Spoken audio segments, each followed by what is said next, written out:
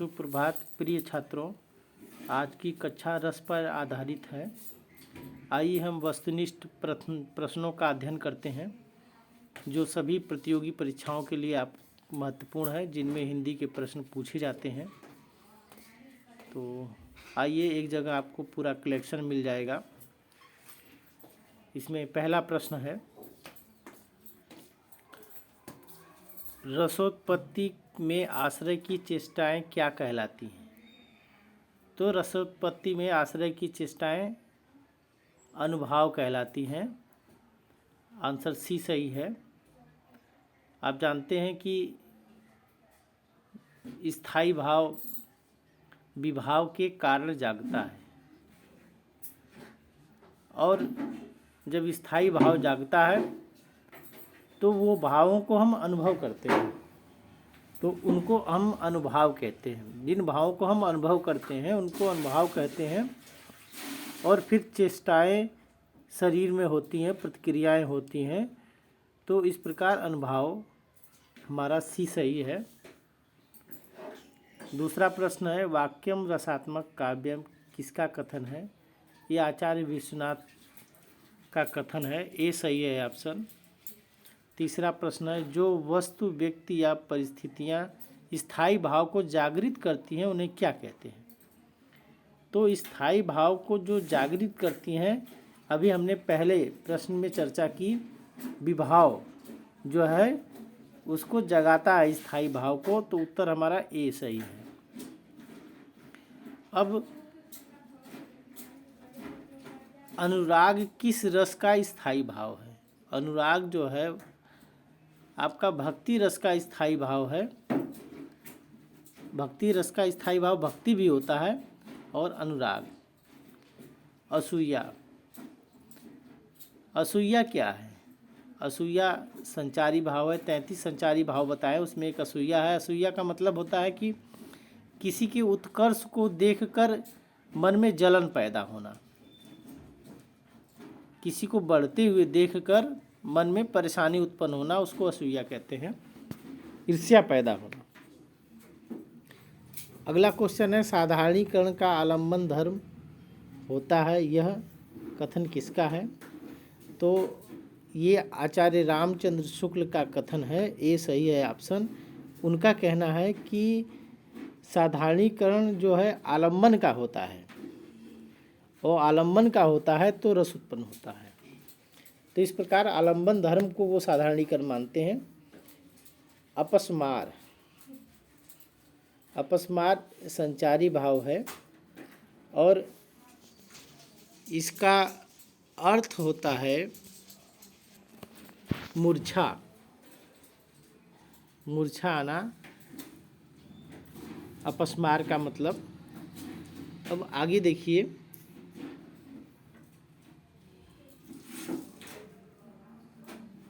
To ठो dough, to ठो dough ढ वर्णों का के प्रयोग का संबंध काव्य के किस गुण से है? तो यह जो है काव्य के ओज गुण से इसका संबंध है। ये टो ठो डो ढ कर्कश ध्वनियाँ बोली जाती हैं, मानी जाती हैं। तो कर्कश ध्वनियों का प्रयोग जो है वीर रस में होता है, और वीर रस में ओज रस होता है। तो इस प्रकार ऑप्शन हमारा बी सही है। काव्य का नवा रस कौन सा होता है?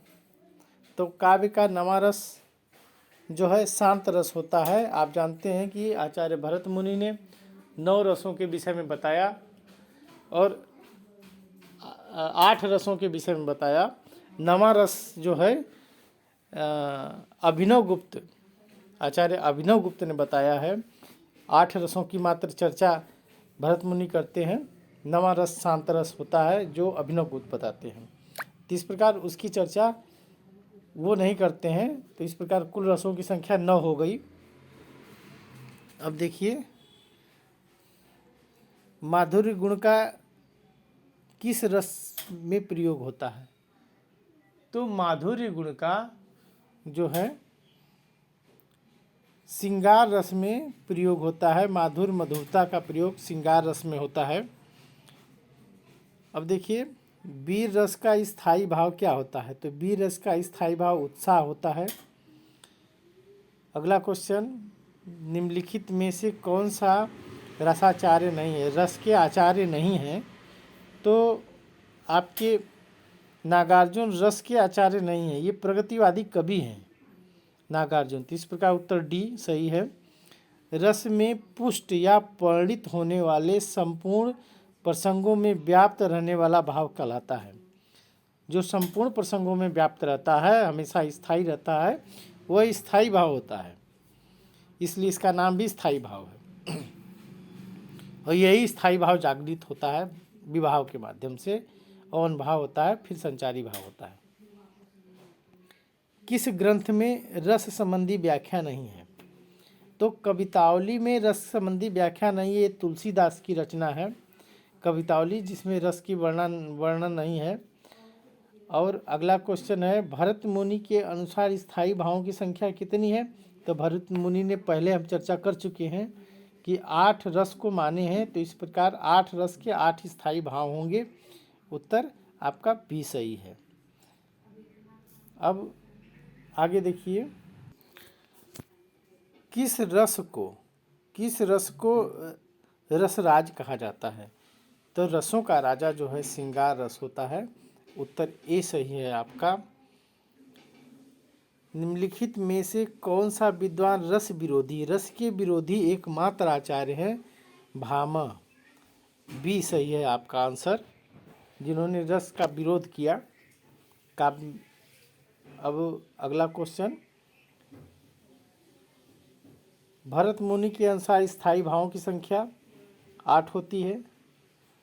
रसाचार्यों के अनुसार संचारी भावों की मान्य संख्या कितनी होती है, तो अभी चर्चा हमने किया था कि 33 होते हैं इस संचारी भाव को व्यभिचारी भाव भी कहते हैं।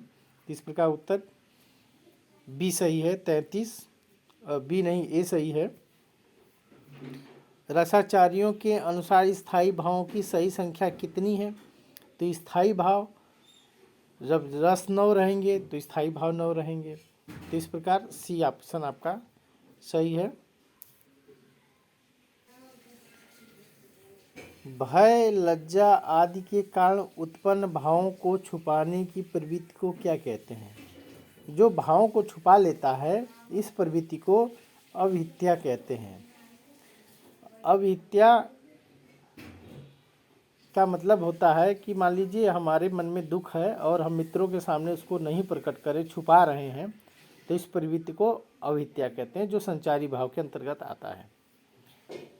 भरत मुनि द्वारा वर्जित स्थायी भावों में से कौन सा भाव निम्नलिखित में सम्मिलित नहीं है, तो वर्जित का मतलब जिसको नहीं माना, तो भरत मुनि ने 8 रस माने हैं। 9वां रस शांत रस है, जिसकी चर्चा उन्होंने नहीं की है, उसी को वर्जित किया है उन्होंने। तो शांत रस का स्थायी भाव निर्वेद होता है। इस प्रकार उत्तर ए सही है, निर्वेद। निम्नलिखित में से सात्विक अनुभाव हैं। अब जानते हैं अनुभाव कई प्रकार के हैं, शारीरिक, मानसिक, वाचिक, कायिक, आहार्य। तो शारीरिक चेष्टाएं कायिक के अंतर्गत आती हैं, मानसिक चेष्टाएं मानसिक के अंतर्गत आती हैं, वेशभूषा आहार के अंतर्गत आता है, और सात्विक अनुभाव जो है वो आता है बिना प्रयास, बिना आश्रय और बिना प्रयास के होने वाले लक्षण जो होते हैं, जो स्वतः उत्पन्न होते हैं, जिनको हम बनावटी रूप में प्रदर्शित नहीं कर सकते, वे सच्चे अनुभाव होते हैं, सात्विक अनुभाव होते हैं। जैसे यदि चेहरा लाल हो रहा है, हमारा शरीर कंपित हो रहा है, रोमांचित हो रहा है, पसीना आ रहा है, तो ये सब सात्विक अनुभाव हैं। शारीरिक अंगों की चेष्टाएं ये कायिक के अंदर आती हैं, मानसिक हैं, वेशभूषा आहार के अंतर्गत आती हैं अनुभाव के। अब अगला देखिए, तो इस प्रकार डी हमारा ये सही है। स्थायी भावों की कुल संख्या कितनी होती है? तो स्थायी भावों की कुल संख्या 9 होती है। 9 रस हैं, 9 स्थायी भाव होंगे। श्रृंगार रस का स्थायी भाव क्या होता है? बहुत ही आसान क्वेश्चन, उत्तर डी सही है आपका, रति। आचार्यों में सर्वश्रेष्ठ रस किसे माना है? आचार्यों ने सर्वश्रेष्ठ रस श्रृंगार रस को माना है। जब रसों का राजा यही है तो सर्वश्रेष्ठ रस भी यही होगा। काव्य के आस्वादन से जो आनंद प्राप्त होता है उसे क्या कहते हैं?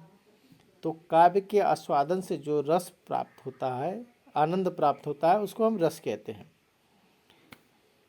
करुण रस का स्थायी भाव क्या है? तो करुण रस का स्थायी भाव शोक है। रौद्र रस का स्थायी भाव क्या है? रौद्र का स्थायी भाव क्रोध है। सी सही है इसका ऑप्शन, ऑप्शन सी। अब आगे देखिए,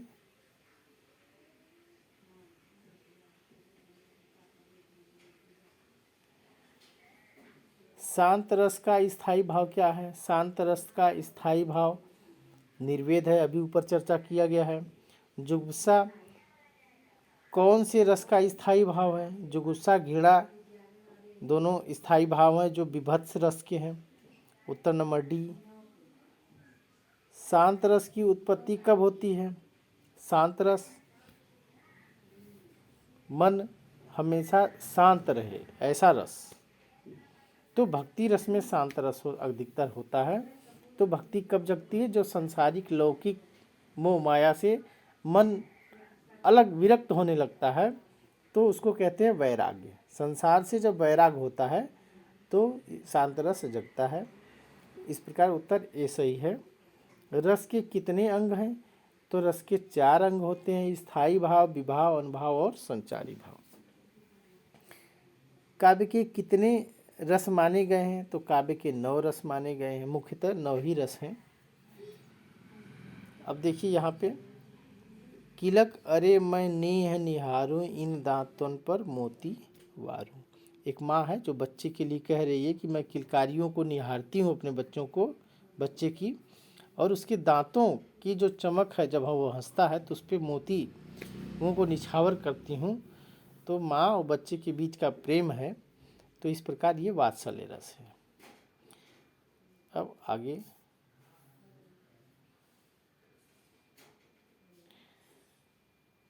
विस्मय स्थायी भाव किस रस में होता है? विस्मय आश्चर्य,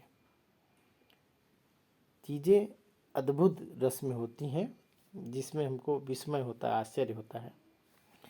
बिहारी मुख्तः किस रस के कवि हैं? तो बिहारी रीतिकाल के कवि हैं जो रीतिकाल में श्रृंगारिक काव्य लिखे गए। तो इस प्रकार सी, उत्तर सी सही होगा आपका।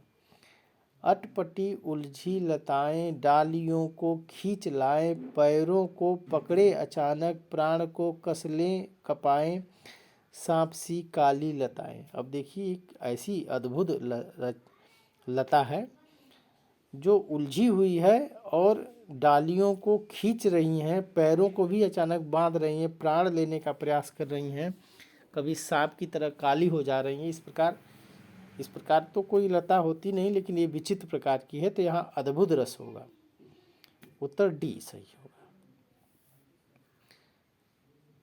अति मलिन विषभानु कुमारी अध मुख रहित उधर नहीं चितऊ, ज्यों गए हारे थकिन जुआरी छूटे चिकुर बदन कुम्हलाने। ये वृषभानु कुमारी हैं, रति कीड़ा से उपरती हैं। तो ऐसा लगता है कि ज्यों थका हुआ जुआरी है ऐसी दशा होती है, वियुक्त होके, अलग होके उनसे, और अधमुख उरध नहीं चितवा, किसी को देखती नहीं, और अति मलिन सा चेहरा रहता है। तो इस प्रकार उनके अंदर एक वियोगावस्था आ रही है। तो आइए पहले ऑप्शन देखते हैं इसका क्या है।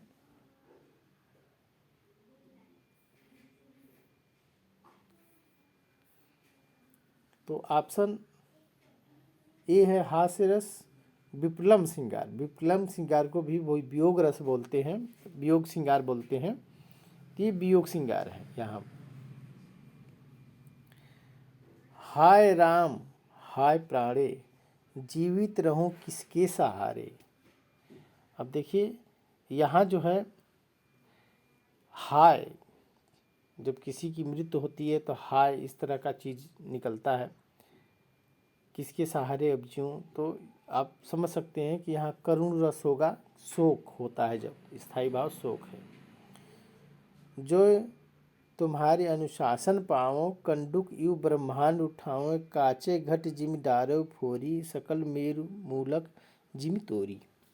ये लक्ष्मण जी कहते हैं भरी सभा में, जब स्वयंवर, सीता जी का स्वयंवर होता है, उस समय जब राजा जनक कहते हैं कि पृथ्वी लगता है वीरों से खाली हो गई और मेरी पुत्री अविवाहित रह जाएगी क्योंकि ये धनुष कोई नहीं तोड़ पाएगा। तो वो उठ के खड़े होते हैं क्रोधित होके, और वो कहते हैं कि हे भैया आप मुझको आज्ञा दीजिए, मैं इस ब्रह्मांड को कंदुक मतलब होता है गेंद की तरह उठा लूँगा और कच्चे घड़े की तरह फोड़ दूंगा। तो इस प्रकार क्रोध आता है उनको। तो यहाँ रौद्र रस होगा, क्रोध का स्थायी भाव रौद्र रस का स्थायी भाव क्रोध। तो डी उत्तर सही होगा। देखिए, देख समस्त विश्व सेतु के मुख में, यशोदा विस्मय सिंधु में डूबी। तो यशोदा जो है मुख में विश्व, कृष्ण के विश्व को पूरा देखकर विस्मय दे ही दिया है इसमें। तो विस्मय स्थायी भाव है अद्भुत रस का, तो यहाँ आश्चर्य होगा, अद्भुत होगा रस।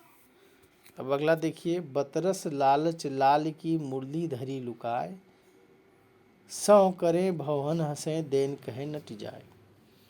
कृष्ण से बात करने की इच्छा से जो है गोपियाँ उनकी मुरली को चुरा लेती हैं, और जब कृष्ण उनसे मांगते हैं तो सौगंध खाती हैं, सौ कहती हैं, कसम खाती हैं, लेकिन उनकी भवें हंसती हैं और देने के लिए कहते हैं कि दे दो मुझको, तो नट जाए, नहीं कह देती हैं।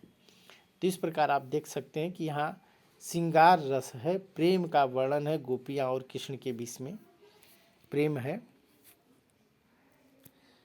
मन की उत्पत्ति वेदना मन ही मन में बहती थी, चुप रहकर अंतर मन में कुछ मौन व्यथा सी कहती थी। दुर्गम पथ पर चलने का वो संबल छूट गया था, अविकल वह प्राणी भीतर से टूट गया था। अब यहाँ देखिए, जो अंदर से व्यक्ति टूट गया है, तो यहाँ तो पहली बात वात्सल्य नहीं होगा और शांत रस नहीं होगा, परेशान है, किसी से अलग है, व्यथित है, चिंतित है। तो इस प्रकार यहाँ पर जो है शोक रस उत्पन्न होगा, क्योंकि किसी के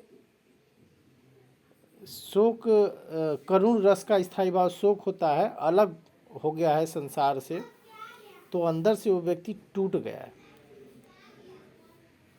मन उसका उत्प्लवित वेदना से भरा हुआ है। तो इस प्रकार यहाँ डी सही होगा। और अगला देखिए,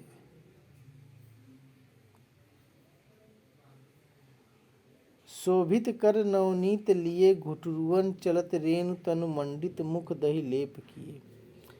कृष्ण का वर्णन है, घुटनों के बल चल रहे हैं, मिट्टी धूल पोते हुए हैं और दही खाए हुए हैं। इस प्रकार की शोभा का वर्णन है। यहाँ वात्सल्य रस है यशोदा के लिए। उस काल मारे क्रोध के तन कांपने, उसका लगा मानो हवा के वेग से सोता हुआ सागर जगा। ये पंक्तियों में कौन सा रस है? तो आप देख रहे हैं कि क्रोध की बात की गई है, यहाँ रौद्र रस होगा। तो ये देखिए आगे, मेरे तो गिरधर गोपाल दूसरों न कोई, जाके सिर मोर मुकुट मोर पति होई। जिसके सिर पर मोर मुकुट है वही मेरा पति होगा। लेकिन ये मीराबाई की पंक्तियां हैं जो भक्ति में कही गई हैं। तो कृष्ण के साथ उसका लौकिक पति के रूप में संबंध नहीं है, वो पारलौकिक पति हैं उनके, जो इष्ट हैं उनके, जिनसे वे प्रेम करती हैं। और वे प्रेम भक्ति का प्रेम है उनका। और भक्ति का प्रेम जब किसी के साथ होता है तो वह व्यक्ति चाहता है कि मेरे इष्ट से सभी प्रेम करें। और व्यक्तिगत प्रेम में अंतर ये होता है कि वह व्यक्ति यह नहीं चाहता कि मेरे इष्ट से कोई दूसरा प्रेम करे, मैं केवल प्रेम करूं, ऐसी भावना होती है। तो भक्ति में प्रेम है ये। तो यहाँ शांत रस होगा, ए उत्तर सही है। कर चिक्कार घोर अति धावा बदनु पसारी गगन सिद्ध सुर त्राही हाहा ते ही पुकारा। हाहाकार मची हुई है, चिल्लाहट मची हुई है। तो इस प्रकार भयानक रस, भय का दृश्य है यहाँ।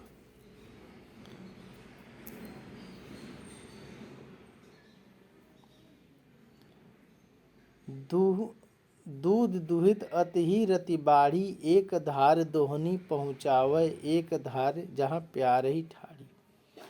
सूरदास की पंक्तियां हैं। नायक जो है क्या करता है, जब दूध गाय से दूध निकालता है तो क्या करता है कि एक धार तो दोहनी में, जिसमें दूध दुहा जाता है जिस बर्तन में, उसमें देता है, दूसरी धार को वो अपनी प्यारी नायिका जिधर खड़ी है उधर कर देता है। इस प्रकार यहाँ संयोग श्रृंगार का वर्णन है, प्रेम का वर्णन है।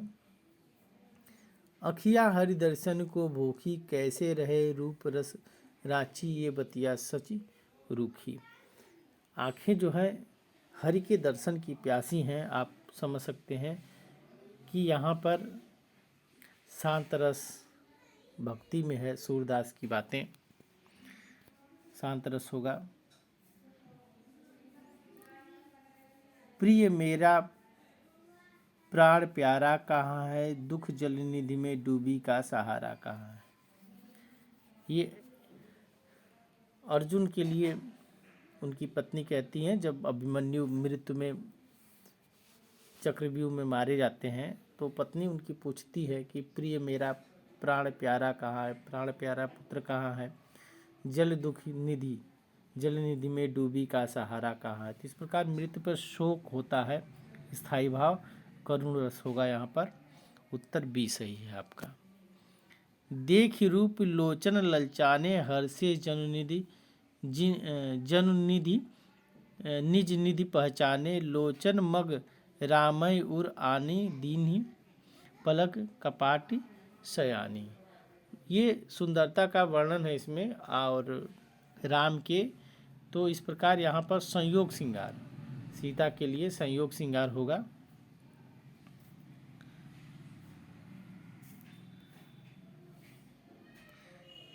हिमाद्रि तुंग श्रृंग से प्रमुद्ध शुद्ध भारती स्वयं प्रभा समुज्ज्वला स्वतंत्रता पुकारती।